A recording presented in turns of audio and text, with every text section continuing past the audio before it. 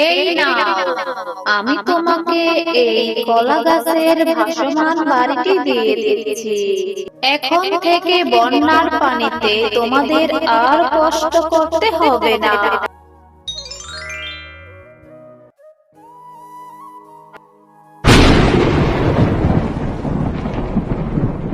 মা, ও মা, দেখো না বাহিরে কত জোরে জোরে বিদ্যুৎ চমকাচ্ছে, কত বৃষ্টি হচ্ছে। এরকম বিদ্যুৎ চমকালে আমার অনেক ভয় লাগে মা। এত বৃষ্টি হলে আমাদের ঘরটাও যে ভেঙে যাবে মা। না রে মা, তুই ভয় পাস না। এই বৃষ্টিতে আমাদের কিছুই হবে না। কিন্তু সকাল থেকে সেই বৃষ্টি হচ্ছে, এখন প্রায় সন্ধ্যা হয়ে এলো, বৃষ্টি থামার কোনো নামই নিচ্ছে না। আমার তো ভয় করছে, এই বৃষ্টিতে আবার বন্যা হয়ে যাবে না তো? মা, ও মা, বন্যা হলে কি হবে? বন্যা হলে কি আমরা মরে যাব বন্যার পানিতে? বলো না মা, আমার যে ভীষণ ভয় লাগে। না রে মা, তুই এত চিন্তা করিস না, আল্লাহ আছে তো, আল্লাহ একটা ব্যবস্থা ঠিকই করে দিবে। মিনা, চল মা, আমরা এখন ঘুমিয়ে পড়ি, অনেক রাত হয়ে গেছে। এই কথা বলে মিনা ও তার মা ঘুমিয়ে পড়ে।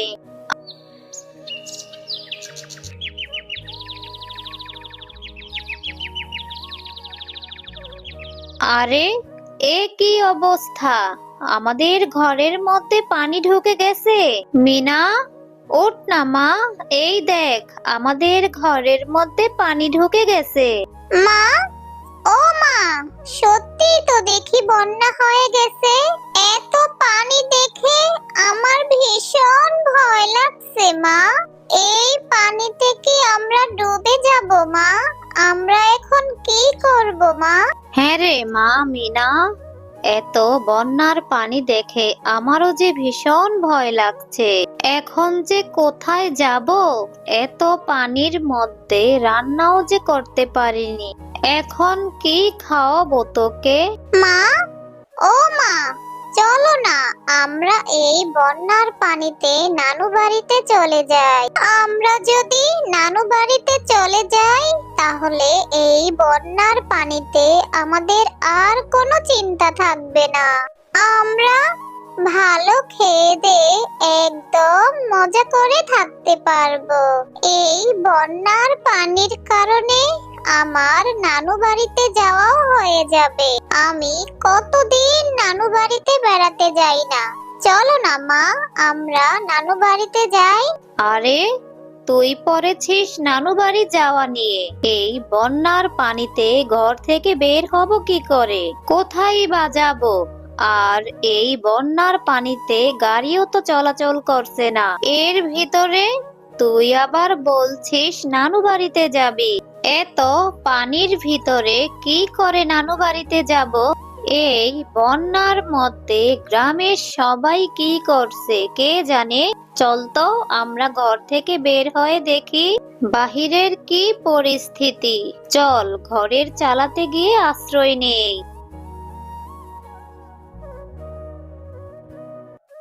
মা, ও মা, এত পানি হয়েছে আমাদের ঘরের চালার মধ্যে, কখন জানি পানি উঠে যায়। এই বন্যার পানি যদি আমাদেরকে ভাসিয়ে নিয়ে যায়। মিনা, মা চিন্তা করিস না, তোকে নিয়ে এই বন্যার পানির মধ্যে আমি কোথায় যাব রে মা?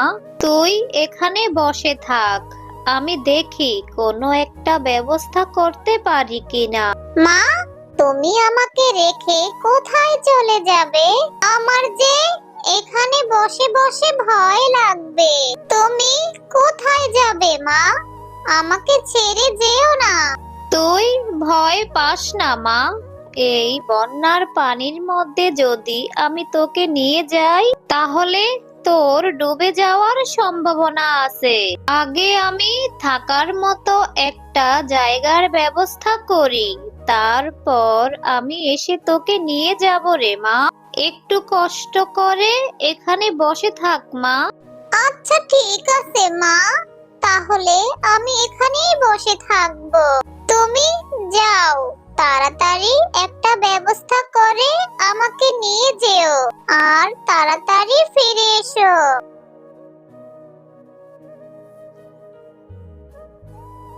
বাঘিনী ভাবি, আপনি আমাকে আপনাদের বাড়িতে একটু আশ্রয় দিন না। এই বন্যার পানিতে আমার মেয়েটাকে নিয়ে অনেক বিপদে পড়েছি।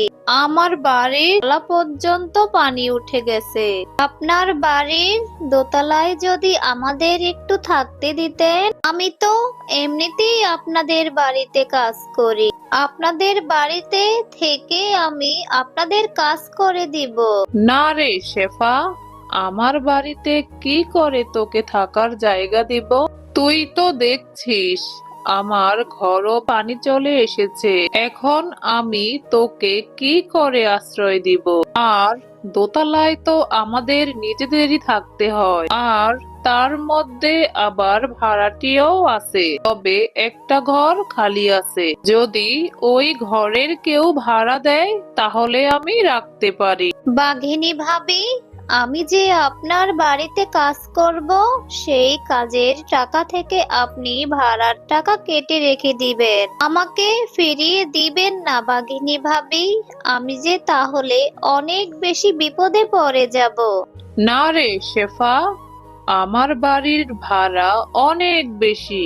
আবার এখন হলো বন্যার সিজন, এখন তো আমি ভাড়া আরো বাড়িয়ে দিয়েছি। তুই এত টাকা ভাড়া দিতে পারবি না শেফালি। তুই এখানে দাঁড়িয়ে না থেকে অন্য কোথাও ব্যবস্থা কর। মা, বৃষ্টি শুরু হয়ে গেছে, আমার যে ভীষণ ভয় করছে। আমি এখন কি করব? কোথায় গেলে তুমি? তুমি তাড়াতাড়ি ফিরে এসো, আমার যে ভীষণ ভয় লাগছে। এই বৃষ্টির পানিতে আমি যে মরে যাব। পানি শুধু বেড়েই চলেছে। আমার মা এখনো আসছে না কেন? ওই তো, ওই তো, এটা কি দেখা যাচ্ছে? এটা কি আসছে এখানে? আমি জলপরি। এই বন্যার পানিতে সমুদ্র থেকে ভেসে এসেছি। তোমার কি হয়েছে? তুমি এভাবে কাঁদছো কেন? জলপরি, বন্যার পানিতে আমাদের ঘরের মধ্যে পানি ঢুকে গেছে। আমি আর আমার মা কোথায় যাব? আমাদের যে যাওয়ার মতো কোনো জায়গা নেই। আমার মা সেই কখন গিয়েছে একটা থাকার জায়গার ব্যবস্থা করতে। আমাদের যে থাকার জায়গা নেই। আমার মা আমাকে একা রেখে চলে গেছে। আমার ভীষণ ভয় করছে। তুমি ভয় পেও না, আমি তোমাকে সাহায্য করছি। এই নাও, আমি তোমাকে এই ভাসমান কলা গাছের বাড়িটি দিয়ে দিচ্ছি। এই কলা গাছের বাড়িতে তোমরা থাকতে পারবে। এই বাড়ি কখনোই পানিতে ডুববে না। তোমাদের যতদিন খুশি তোমরা এখানে থেকো, আর তোমাদের কোনো প্রয়োজন পড়লে আমাকে ডেকো। আমি তোমাদের সাহায্য করতে চলে আসবো। আর ওই ঘরে তোমাদের খাবার দাবারের কোনো কষ্ট হবে না। যা খেতে চাইবে সবই খেতে পারবে। জলপরি, তুমি অনেক ভালো। এই ভাসমান বাড়িতে আমি আর আমার মা থাকবো। আমার অনেক খিদে লেগেছে। আমি এই ভাসমান বাড়িতে ঢুকে অনেক খাবার খাবো, আর এই গ্রামের সবাইকে আমরা সাহায্য করব। অনেক ধন্যবাদ জলপরি।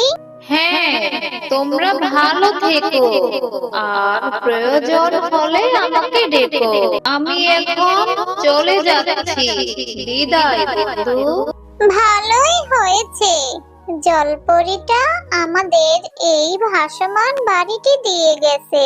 এই ভাসমান বাড়িতে আমি এখন অনেক খাবার খেতে পারবো, আর এই গ্রামের সমস্ত দরিদ্রদের আমরা সাহায্য করব। মা, তুমি এত দেরি করলে কেন? আমি সেই কখন থেকে তোমার জন্য এখানে দাঁড়িয়ে আছি। জানো মা, বৃষ্টি হয়েছিল আর বৃষ্টিতে আমি অনেক ভয় পেয়েছিলাম। কিন্তু মিনা, এই কলাপাতার বাড়িটা তো দেখছি ভাসছে। এই বাড়িটা তুই কোথায় পেলি? আর এই বাড়িটা কোথা থেকে এলো এখানে? হ্যাঁ মা, আমি কাঁদছিলাম আর তখন এখানে একটি জলপরি চলে আসে। জলপরি এসে আমাকে এই ভাসমান কলা গাছের বাড়িটি দিয়েছে। জলপরি বলেছে এই ভাসমান বাড়িতে অনেক খাবার আছে, অনেক খাবার আমরা খেতে পারবো আর গ্রামের সবাইকে আমরা সাহায্য করতে পারবো। আর যদি কখনো বিপদে পড়ি তাহলে জলপরীকে ডাকলে জলপরী চলে আসবে। হ্যাঁ রে মিনা, আমার ভীষণ খিদে পেয়েছে, আমি কিছু খেয়ে নেই। তারপর এই কলা গাছের ভাসমান বাড়িটি নিয়ে সবাইকে সাহায্য করব। চলো মা, তুমি আর আমি মিলে কিছু খেয়ে নেই, তারপর আমরা সবাইকে সাহায্য করব। এরপর মিনা ও তার মা মিলে ভাসমান কলা গাছের বাড়িটি নিয়ে সবাইকে সাহায্য করতে যায়। ওই দেখো মা, ওখানে মুন্নি কাকিমারা বসে আছে, সাথে মুন্নিও বসে আছে। চলো মা, আমরা ওদেরকে সাহায্য করি। হ্যাঁ রে মা, ওদেরও আমাদের মতো অবস্থা হয়েছে। বাচ্চা মেয়েটাকে নিয়ে ঘরের চালার মধ্যে বসে আছে কত কষ্ট করে। চল মিনা, মুন্নি ভাবিদেরকে আমরা সাহায্য করব। হ্যাঁ মা, চলো আমাদের এই ভাসমান বাড়িটি ভাসিয়ে ওদের কাছে নিয়ে চলো। মুন্নি ভাবি, আর চিন্তা করবেন না, আমরা এই ভাসমান কলাপাতার বাড়িটি নিয়ে এসেছি। আপনারা তাড়াতাড়ি এই মেয়েটাকে নিয়ে আমাদের কলাপাতার বাড়িতে চলে আসেন, নয়তো যে মারা যাবেন। শেফালি ভাবি, আপনাদের এই ভাসমান কলা গাছের বাড়িটির জন্য আজ আমরা মা ও মেয়ে বেঁচে গেলাম, না হলে যে বন্যার পানিতে ডুবে মরতে হতো।